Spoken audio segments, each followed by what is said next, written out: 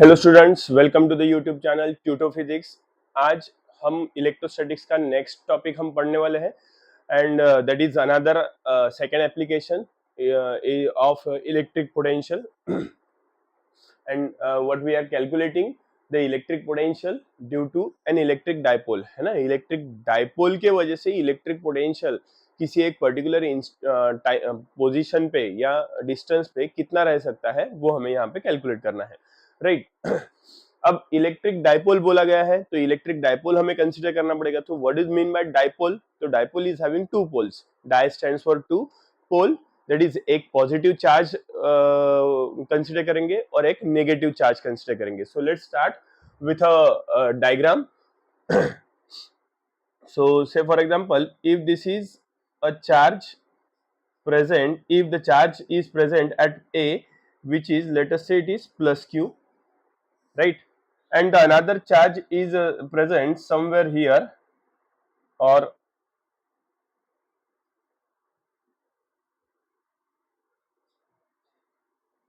here at B, which is minus Q। Dipole बोला है इसलिए दो अलग पोलैरिटी के चार्ज पार्टिकल्स हमें यहाँ पे कंसीडर करने पड़ेंगे, right. The distance between these two poles is, say this, right, this is the distance is twice L, है ना, 2 times L। why it is 2 times L? because there is a midpoint of this dipole, है ना, the line joining this center of these two charge particles A plus Q and minus Q, or center of masses of these two charge particles, is called as dipole axis। and let us say if this is a distance or this is a midpoint, say the midpoint is O, तो O से A तक का ये जो distance रहता है this is L, and O से B तक का this distance is also L। so L plus L, it is twice L, the distance between the what you can say plus Q to minus Q, or center of masses of these two charged particles, that is the length of the dipole is nothing but twice L। Now we have to find out the electric potential due to this dipole। So obviously we have to consider some one point over which we are going to calculate this electric potential, right? So let us consider anywhere we can consider the point, but for our simplification and understanding we will consider the particle is somewhere here, let us say it is at C, right. तो C point पे इस dipole के कारण कितना electric potential exert होगा वो हमें यहाँ पे फाइंड आउट करना है, राइट। वो हम यहाँ पे फाइंड आउट करेंगे। तो electric potential due at point C due to A and B is what, और due to dipole, that means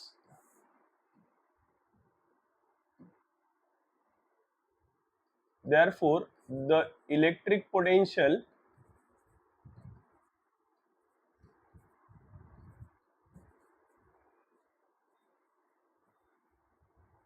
due to electric dipole at point C, है ना, सी पॉइंट पे किसके वजह से? प्लस क्यू और माइनस क्यू मिलके dipole के वजह से। अब ये सी पॉइंट ए और बी इससे कुछ डिस्टेंस पे है ना। सो लेट वी ड्रॉ और join these points. So let us say this distance as R1 and this distance as R2।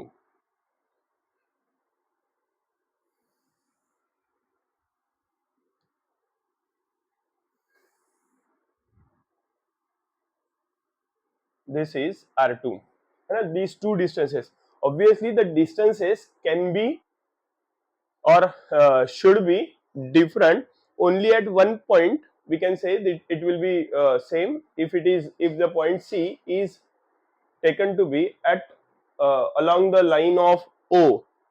If we join that point C with O, then if it is in a linear path, then we can say the distances are same, otherwise it will be different।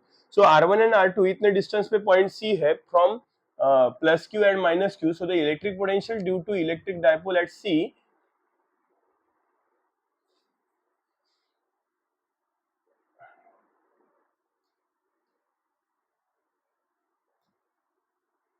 From A and B is, क्या रहेगा, electric potential का equation हमें पता है, ए के वजह से मतलब प्लस क्यू के वजह से भी इलेक्ट्रिक पोटेंशियल सी के ऊपर एक्सर्ट होगा, माइनस क्यू के वजह से भी एक्सर्ट होगा। So electric potential V is nothing but equals to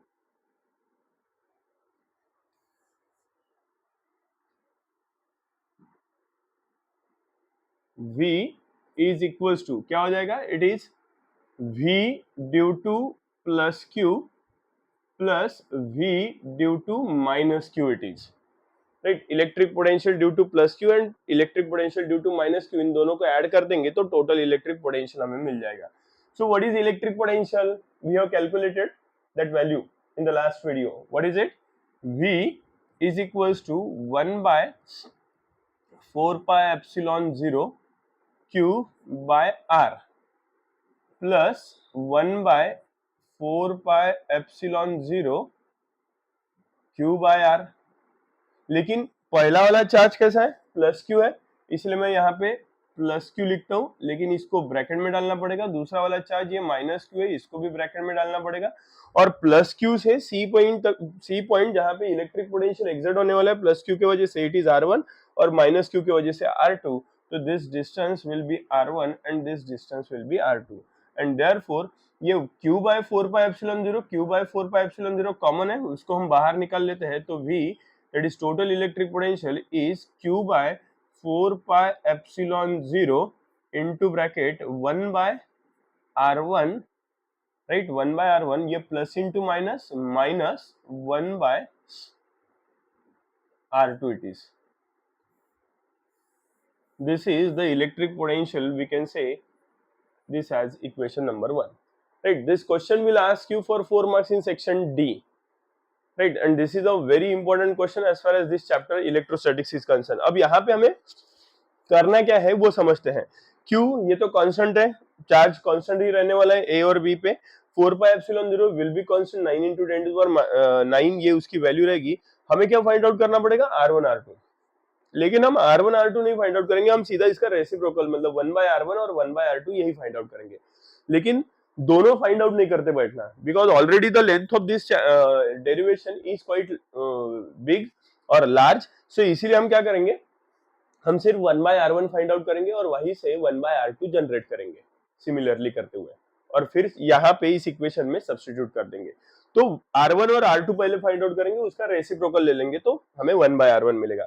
लेकिन अब यहाँ R1 और R2 ये एक ट्रायंगल की साइड्स है, लेकिन कोई भी ट्रायंगल से अगर हमें कोई साइड इजीली फाइंड आउट करना है तो इसका मतलब what we need is nothing but that triangle to be right angle triangle. लेकिन ये यहाँ पे कहीं पे भी राइट एंगल ट्रायंगल बनते हुए नहीं दिखाई दे रहा है, तो हम थोड़ा सा कंस्ट्रक्शन करते हैं।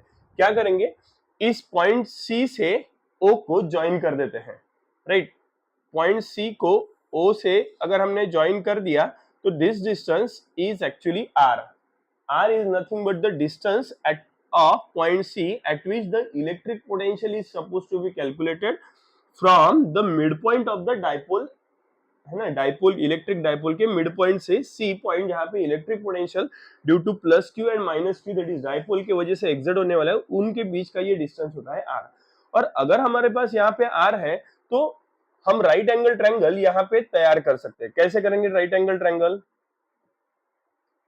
अगर हमने ये ए पॉइंट से परपेंडिकुलर इस ओसी के ऊपर प्लॉट कर दिया, right, now this becomes a right angle triangle. ये भी राइट एंगल ट्रायंगल और ये भी राइट एंगल ट्रायंगल, राइट। और इसी ओसी को थोड़ा सा आगे बढ़ा देते हैं क्योंकि हमें R1 के साथ साथ R2 की भी जरूरत पड़ेगी, है ना, R1 के साथ साथ R2 की भी जरूरत पड़ेगी। तो उसके लिए हम क्या करते हैं, ओसी को या सीओ को थोड़ा सा एक्सटेंड कर देते हैं। इसको आगे एक्सटेंड करके जैसे ए से परपेंडिकुलर हमने प्लॉट किया वैसे ही हम यहाँ पे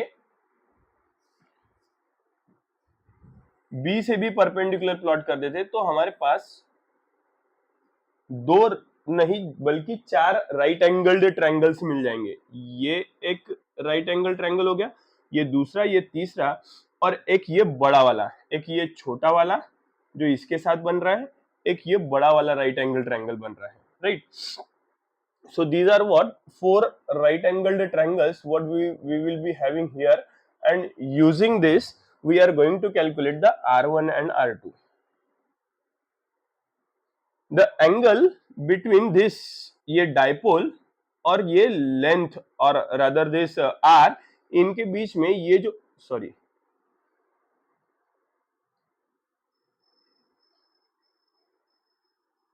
इनके बीच में ये जो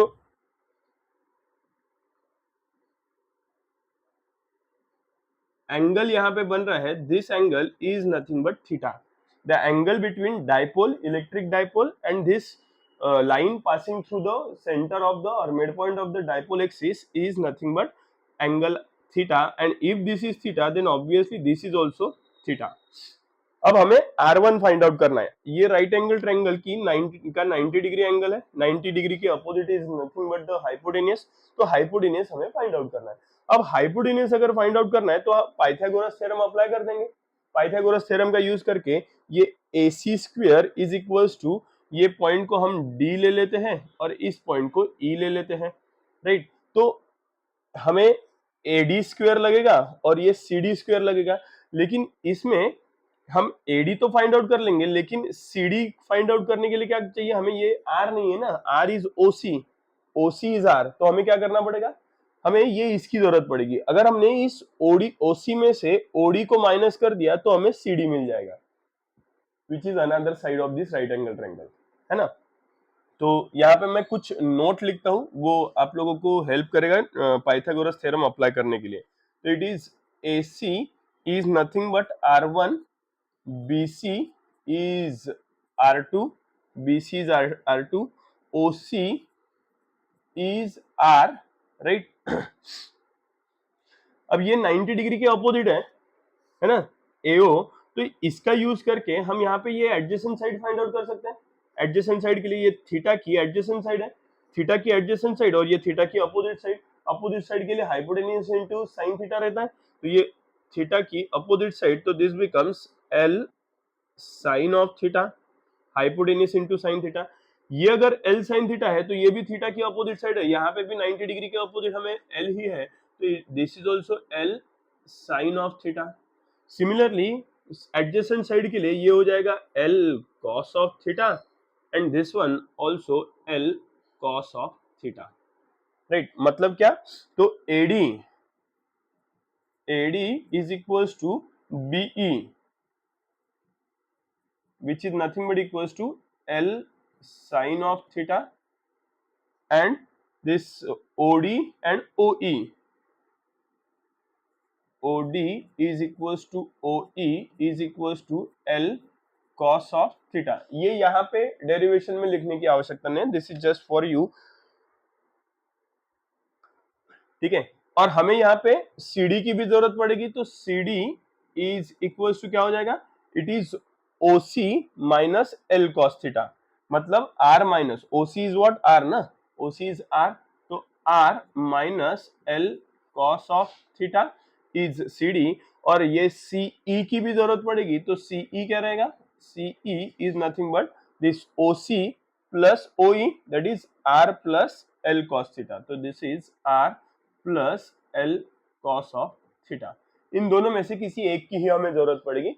we can easily do this. चलो, ये सारा डेटा हमारे पास अवेलेबल है. अभी हम R1 फाइंड आउट करने के लिए आगे बढ़ते हैं. तो ये राइट एंगल ट्रायंगल कंसीडर करेंगे. So now in triangle ACD angle D is a 90 degree, right. So by Pythagoras theorem,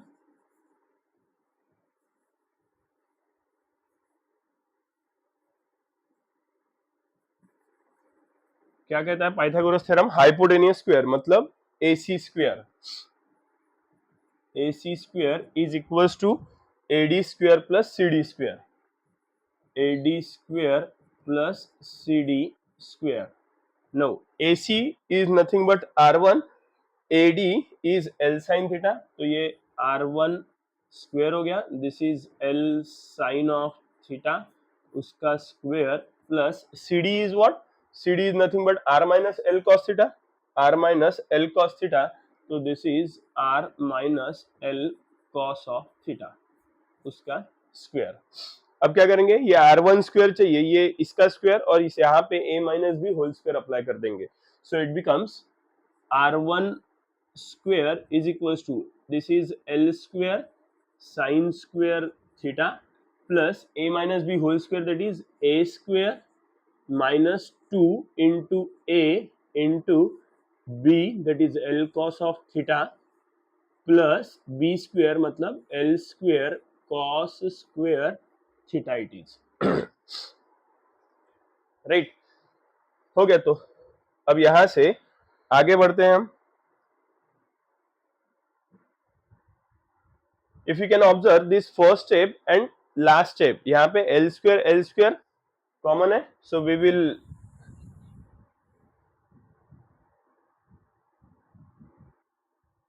take it common,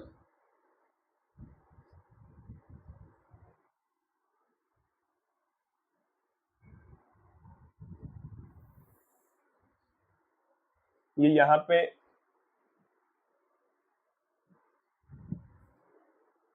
L square और इधर भी एल स्क्वायर कॉमन है, तो we will take this L square common from there,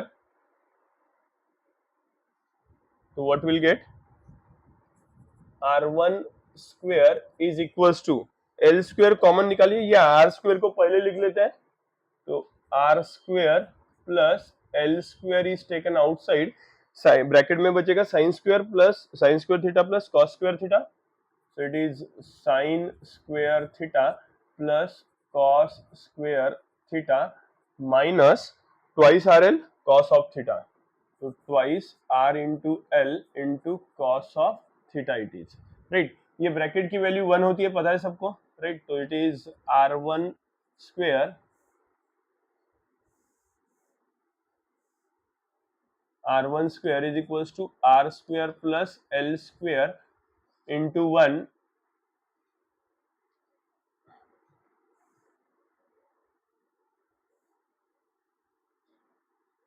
one लिखने की जरूरत नहीं है, L square into one is L square minus twice R L cos of theta it is, right. Now अब अगर हम सोचते हैं यहाँ पे इस डायग्राम में, if you observe this diagram, ये पॉइंट सी तो कहीं पे भी रह सकता है ना, it can be at very large distance, we can say infinity, तो अगर वो इंफिनिटी इतने डिस्टेंस पे है तो ये आर जो है, आर की वैल्यू बहुत बड़ी हो जाएगी, इंफिनिटी मतलब it is very large value, उसके कंपैरिजन में ये डाइपोल कैसा रहेगा, इज वेरी स्मॉल, है ना, डाइपोल लेंथ जो ट्वाइस एल है, ये कैसी रहेगी, बहुत छोटी रहेगी, राइट, तो अगर ये बहुत छोटी रहेगी तो इस इक्वेशन को हम उस हिसाब से थोड़ा सा सिंप्लीफाई कर सकते हैं, किस तरीके से,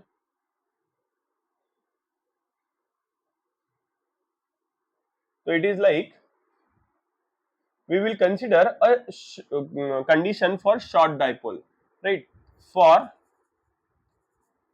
short dipole, short dipole मतलब that is if the point C at which the electric potential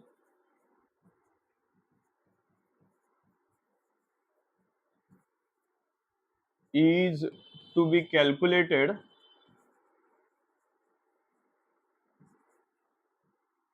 is at very large distance, अगर ये बहुत ज्यादा डिस्टेंस पे है, that then can we say the R, sorry, then can we say the L by R, ये ratio कैसा रहेगा, the length of any charge particle of the dipole from the midpoint, this is L by R, will be very small because R is very large, है ना, is very small, since r is very very greater than l। अगर l by r बहुत छोटा है, इसको तो हमें consider करना पड़ेगा, बट इसका स्क्वायर या इसका हायर ऑर्डर कैसा रहेगा, then l square by r square and its higher orders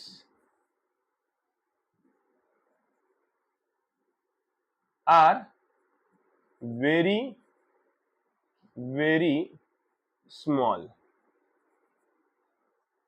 sir square मतलब सेकेंड ऑर्डर या third order L cube by R cube, ये L square by R square, L power 4 by R power 4, L power 5 by R power 5, ये छोटे कैसे होंगे या बहुत छोटे कैसे होंगे? तो लॉजिक बहुत क्लियर है, एल बाय आर, ये एल छोटा है then that of the R, तो इसका वैल्यू जो है, रेशियो जो है, ये छोटा आएगा, मतलब it is less than 1, that is fractional value, fractional and less than 1। और लेस देन 1 का अगर हम स्क्वायर लेते हैं तो it is obviously very small then that value of ratio, L by R के कंपैरिजन में वो बहुत छोटा रहेगा। जैसे कि फॉर एग्जांपल 0.2 अगर हम लेते हैं, 0.2 का स्क्वायर अगर करते हैं तो इट बिकम्स 0.04। तो ऑब्वियसली जिसका स्क्वायर लिया है ये बड़ी वैल्यू है, और जो स्क्वायर आया है उस वैल्यू का ये छोटी वैल्यू है, वैसे ही ये रहेगा, है ना। ये तो खैर फिर भी बड़ी वैल्यू है, लेकिन ये एल बाय आर रेशियो जो है ये बहुत छोटा रहेगा, और उसके वजह से उसके हायर ऑर्डर जो है ये और छोटे। इसका क्यूब अगर हम लेते हैं तो इट बिकम 0.008। तो 0.008 और छोटा आ गया, मतलब क्यूब पावर 4 ये धीरे धीरे छोटा होते जाएगा, ठीक है।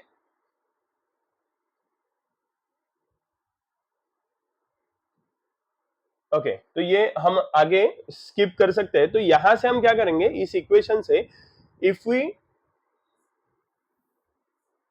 सिंप्लीफाई दिस इक्वेशन, अगर हम इसको सिंप्लीफाई करते हैं, मतलब आर स्क्वायर को कॉमन निकाल लेते हैं यहां से, R square we will take it common, तो what will get, r1 square is equals to, R square को कॉमन निकाल लिया, आर स्क्वायर में से आर स्क्वायर कॉमन निकला, बचा क्या 1, प्लस अब एल स्क्वायर के पास आर स्क्वायर तो है ही नहीं कॉमन निकालने के लिए, राइट। तो फिर क्या करेंगे, यहाँ पे आर स्क्वायर रहेगा डिवाइडेड बाय आर स्क्वायर कर सकते हैं, आर स्क्वायर को मल्टीप्लाई भी कर दिया न्यूमरेटर को और डिनोमिनेटर को भी मल्टीप्लाई कर दिया, तो अब न्यूमरेटर से आर स्क्वायर को कॉमन निकाल सकते हैं, न्यूमरेटर से आर स्क्वायर को कॉमन निकाल दिया तो बचेगा क्या, L square by R square. तो वही प्रोसेस यहाँ पे भी करेंगे, इधर एक आर से मल्टीप्लाई कर देंगे, इधर आर से डिवाइड कर देंगे, तो इक्वेशन में कोई चेंज नहीं आ रहा है, ऊपर से आर स्क्वायर को कॉमन निकाल सकते हैं, तो बचेगा क्या, डिनोमिनेटर में आर और यहाँ पे डिनोमिनेटर में आर स्क्वायर आ जाएगा, राइट। ठीक है, तो ये एल स्क्वायर में से आर स्क्वायर कॉमन निकला, बचा क्या, L square by R square minus twice R L cos theta में से आर स्क्वायर को कॉमन निकाला, तो it is twice L cos of theta divided by R it is, और L square by R square is very small, तो इसको यहां से इग्नोर करेंगे तो हमें मिलेगा therefore r1 square is equals to r square into 1, ये हो गया इग्नोर, माइनस स्मॉल, ये स्मॉल है, एंड हेंस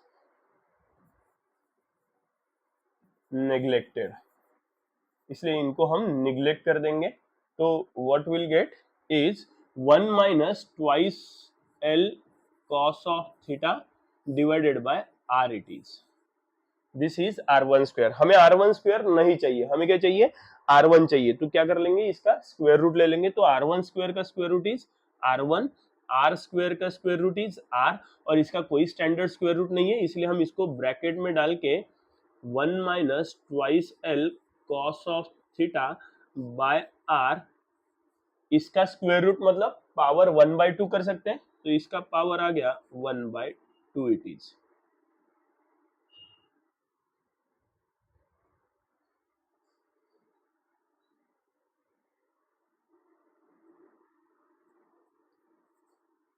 लेकिन फिर भी हमें R1 नहीं चाहिए, 1/R1 चाहिए, तो हम क्या कर देंगे, इसका रेसिप्रोकल ले लेंगे।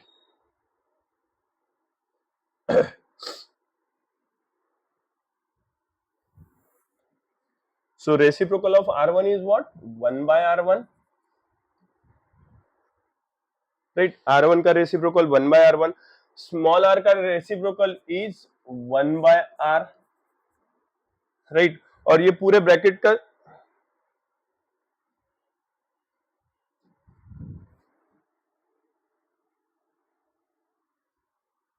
ये यहाँ पे मैंने -1/2 लिख दिया था. It should be 1/2. अब इसका रेसिप्रोकल लेंगे तो it is 1 by bracket that is 1 minus twice L by R cos of theta power 1/2. अब हम इसको पावर मतलब रेसिप्रोकल में नहीं रखते हुए इस ब्रैकेट को नीचे से ऊपर लेके जाएंगे तो क्या हो जाएगा? Power 1/2 becomes -1/2. तो मैं इसी स्टेप में इसको यहां से लिखता हूं. राइट? तो क्या आएगा? नीचे से ऊपर लेके जाएंगे तो it becomes 1 minus twice L by R cos of theta whole power minus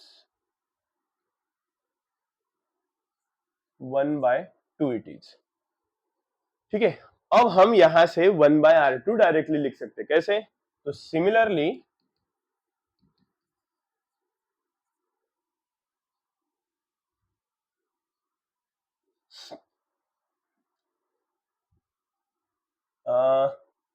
okay एक काम करते हैं, यहीं पे हम एक बाइनोमियल एक्सपेंशन सीरीज अप्लाई कर देते हैं. इसका फायदा ये होगा कि हमें आगे का सब्स्टिट्यूशन जब करेंगे तो 1 बाय R1 की वैल्यू बहुत बड़ी सब्स्टिट्यूट करने की जरूरत नहीं पड़ेगी. हम अलग से कैलकुलेट करके डायरेक्ट पुट अप करते हैं. बाद में हम सिमिलरली वगैरह लिखते बैठेंगे 1 बाय R2 की वैल्यू. ठीक है. अब यहाँ पे बाइनोमियल एक्सपेंशन क्या कहता है? Binomial expansion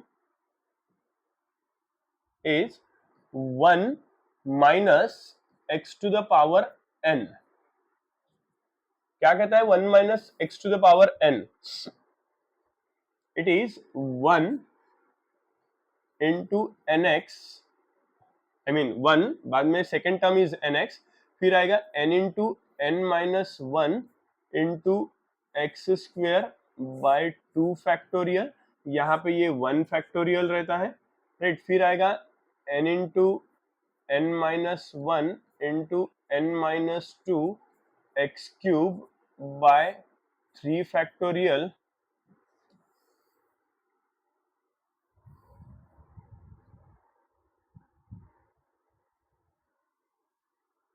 right? And so on up to infinity. ठीक है. माइनस के वक्त करना क्या है?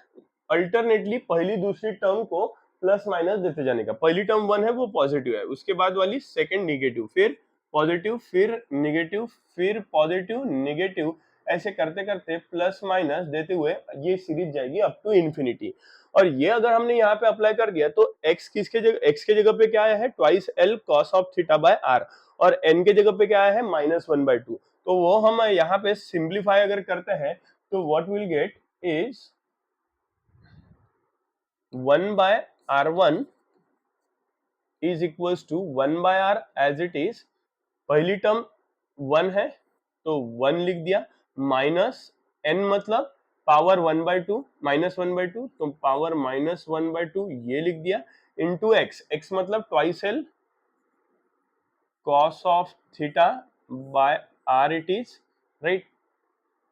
Upon 2 upon 1 factorial. 1 फैक्टोरियल क्या होता है? 1 फैक्टोरियल इज 1. अब ये 1 फैक्टोरियल ये r के बाजू में ही आएगा तो 1 factorial is 1. Right? Plus n into, अब n की वैल्यू क्या है? या फिर मैं इसको थोड़ा सा सिंप्लीफाइड फॉर्म में लिखता हूं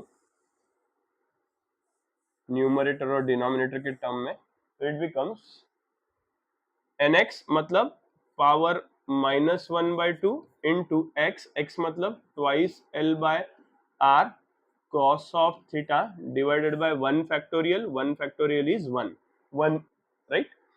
Plus n, n मतलब -1/2 into -1/2 minus 1 into x square. X square is this, that is 4L square by R square into cos square theta divided by 2 factorial मतलब 2 into 1, दैट इज ऑब्वियसली 2। ऐसे करते करते हम आगे बढ़े, आगे की स्टेप नहीं लिखूंगा मैं, मतलब आगे की टर्म नहीं लिखूंगा, क्योंकि यही से हमें समझ में आता है क्या आ रहा है, L square by R square. और अभी थोड़ी देर पहले हमने क्या किया था, L square by R square जो आया था, ये L square by R square and it's higher orders will be very very small and hence neglected. तो हम यहाँ पे भी क्या करेंगे, हायर ऑर्डर, क्योंकि इसके बाद एक्स क्यूब आने वाला है, तो एक्स क्यूब मतलब यहाँ पे आ जाएगा L cube by R cube, वो और छोटा रहेगा। तो ये धीरे धीरे करते हुए क्या हो जाएंगे, छोटे ऑर्डर्स के वजह से ये स्किप होते जाएंगे, तो हम यहीं पे रुक जाते हैं और वैल्यू एंड कर देते हैं, this is up to infinity. तो ये वाली वैल्यू क्या हो जाएगी, कैंसिल हो जाएगी, और ये कैंसिल होने की वजह से हम रुकेंगे कहाँ पे, बस पहली और दूसरी टर्म पे, है ना। तो ये आगे आपने नहीं भी लिखा तो भी चलेगा, है ना। इसको मैं यहाँ पे कैंसिल कर देता हूँ, कुछ ये 2 यहाँ पे कैंसिल हो जाएगा, राइट। तो हमें क्या मिलेगा, 1/r1 is equals to 1/r into 1 minus into minus plus L/R cos of theta upon 1 is 1। So minus into minus, ये आगे की term L square by R square से निग्लेक्ट कर दिया, तो हमें 1/r1 की वैल्यू मिल गई 1/r into 1 plus L/R cos of theta. अब यहां से हम डायरेक्ट लिख सकते हैं 1/r2 की वैल्यू क्या आएगी, सिमिलरली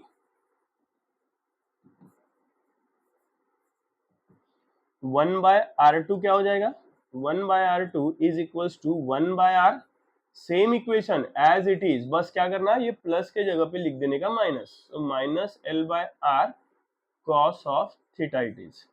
तो this is 1/r1 and this is 1/r2। इनको यहां से उठा के कहां पे रखेंगे,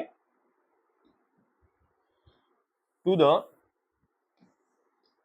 equation number 1, 1/r1 minus 1/r2 मतलब q/4πε0, 1/r1 माइनस 1/r2 है, ठीक है। So let us put it into the equation number 1।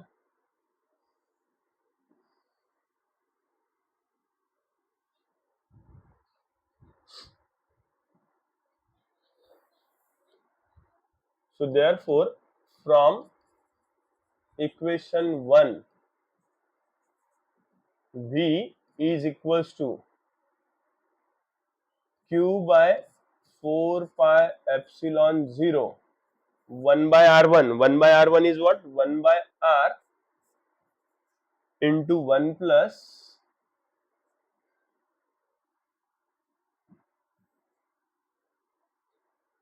1 plus L/R cos of theta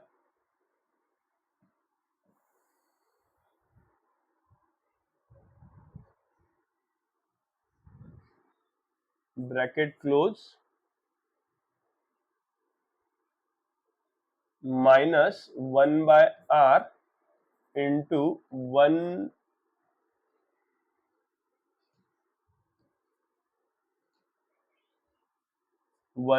minus L/R cos of theta it is, the main bracket is also close. अब क्या करेंगे, 1/r को common निकालेंगे और bracket को ओपन कर देंगे। So therefore v is equals to q by 4 pi epsilon 0 into r, क्योंकि ये 1 बाय बाहर निकला तो ये इधर आ जाएगा, और ब्रैकेट को ओपन करेंगे अंदर के, तो it is 1 plus L/R cos of theta minus into plus 1 minus 1 minus into minus plus 1 plus, that is L/R cos of theta it is, right.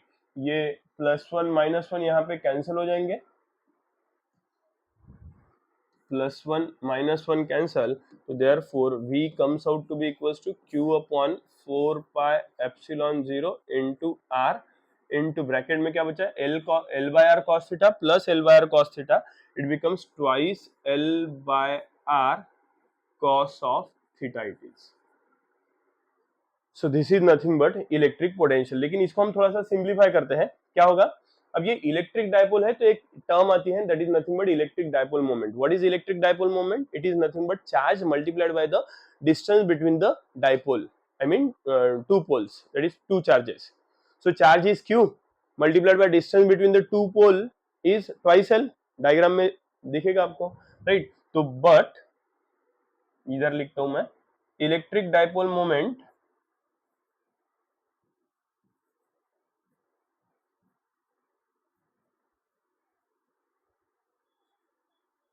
that is p which is equals to charge multiplied by the distance between the two poles, that is length of the dipole. तो q into the two pole 2l, तो ये q into twice l numerator में direct उसके जगह पे p that is electric dipole moment हम substitute करेंगे. तो therefore v is equals to p into बाजू में है cos of theta, वो cos of theta लिख दिया, divided by 4 pi epsilon 0 into r is r square. So this is the equation of electric dipole electric potential due to electric dipole. We can call this as equation number 2. The comment is this, right? Now इसको हम थोड़ा सा और simplify कर सकते हैं. अगर मैंने यहाँ पे आर से मल्टीप्लाई कर दिया और डिवाइड कर दिया तो व्हाट विल गेट? also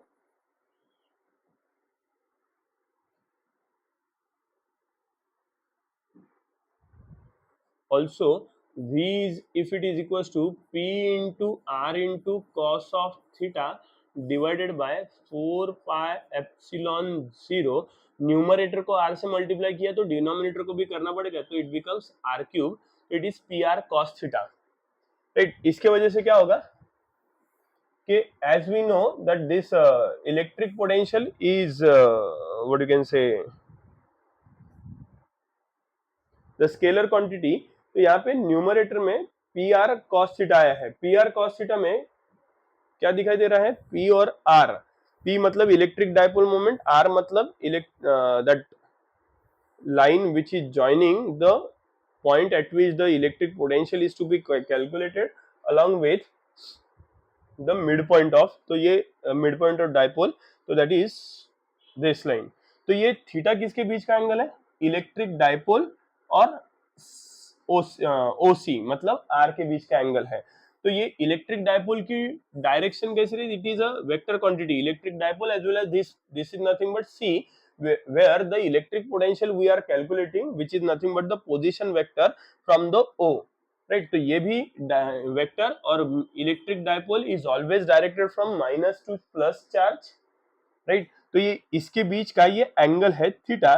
तो वहां पे हम इसको सिंप्लीफाई कर सकते हैं in terms of its dot product. तो डॉट प्रोडक्ट के टर्म में हम इसको किस तरीके से लिखेंगे?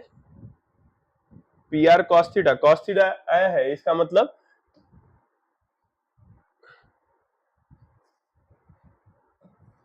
It becomes electric potential is scalar quantity. ये दोनों वेक्टर क्वांटिटी है, तो दो वेक्टर्स के बीच का ये डॉट प्रोडक्ट हो जाएगा. कॉस थीटा आया है, इसका मतलब कॉस थीटा ये scalar product that is dot product में आता है, divided by 4 pi epsilon 0 into R cube. So this is another equation of electric dipole, electric potential. Call this as equation number 3. लेकिन हमारे काम का जो इक्वेशन है it is mostly equation number 2, right? इसमें दो कंडीशंस हम यूज करेंगे, that is if case 1, if point C is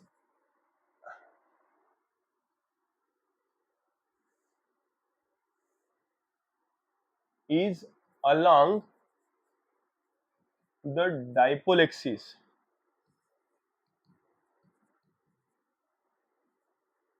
अगर ये along dipole axis है, that is a point left side का था, बी पॉइंट राइट साइड का था. ए पॉइंट पे अगर हम देखते हैं तो 180 डिग्री एंगल रहेगा. बी पॉइंट के अलोंग देखते हैं तो it is parallel to that electric dipole, तो it is what you can say 0 degree. लेकिन अगर हम डायरेक्शन ऑफ इलेक्ट्रिक डायपोल के हिसाब से अगर हम देखते हैं तो direction is from left to right, मतलब बी टू सी है, तो बी वाला पॉइंट माइनस क्यू वाला पॉइंट ये 180 डिग्री पे रहेगा, और ए वाला पॉइंट पे जो चार्ज है उसकी विथ रिस्पेक्ट टू ये 90 डिग्री, सॉरी 0 डिग्री पे रहेगा।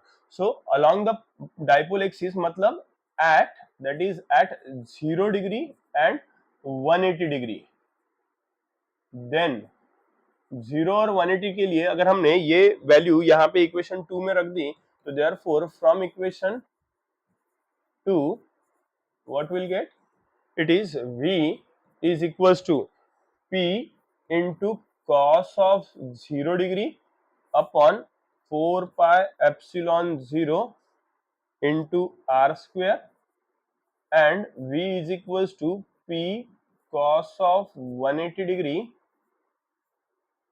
upon 4 pi epsilon 0 into r square, right.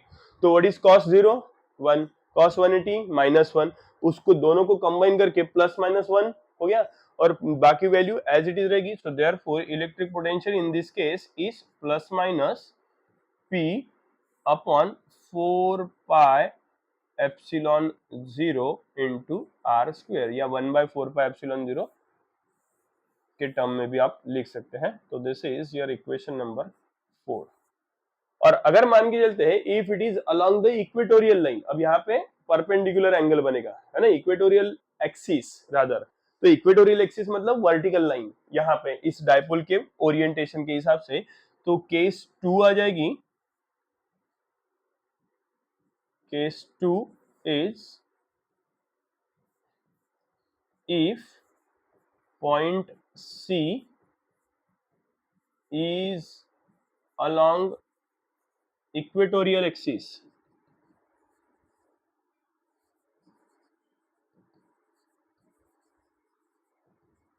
then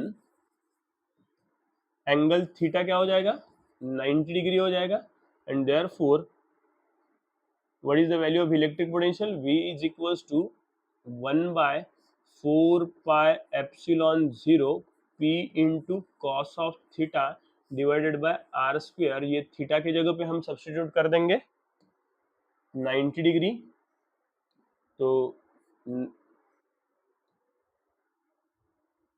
cos of 90 degree आ जाएगा, and what is cos 90 is 0। तो इलेक्ट्रिक पोटेंशियल V हमें मिल जाएगा, it is equal to 0,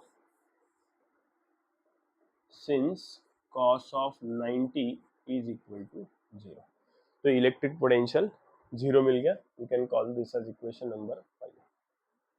So this is what all about the electric potential due to electric dipole, right? So this question is very much important as far as this electrostatics is concerned.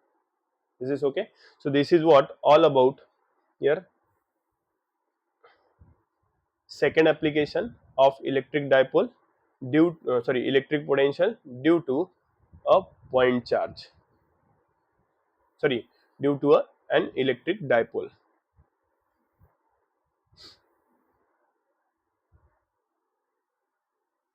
right? Thank you.